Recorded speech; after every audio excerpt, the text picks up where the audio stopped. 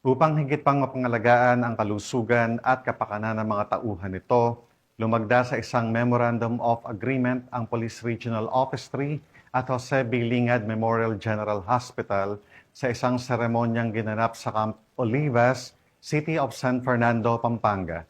Police Corporal Jessel Rivera sa report. Formal nang lumagda sa isang Memorandum of Agreement ang Police Regional Office 3 at ang Jose B. Lingad Memorial General Hospital bilang bahagi ng pagtutulungan para sa kalusugan at kapakanan ng mga kapulisan ng Gitnang Luzon. Pinangunahan ng kasunduan ni Police Brigadier General Ponce Rogelio E. Piñones Jr., Regional Director ng Police Regional Office 3, na kinatawan ni Police Colonel Romel S. Batangan, Deputy Regional Director for Administration, at ni Dr. Montserrat S. Chichoco, Medical Center Chief ng nasabing hospital. Ayon kay Police Brigadier General Piñones, ang kasunduang ito ay sumasalamin sa ating layunin na pangalagaan ng kalusugan ng ating mga tauhan. As public servant, we know that courage and determination alone are not enough to fulfill our mandate.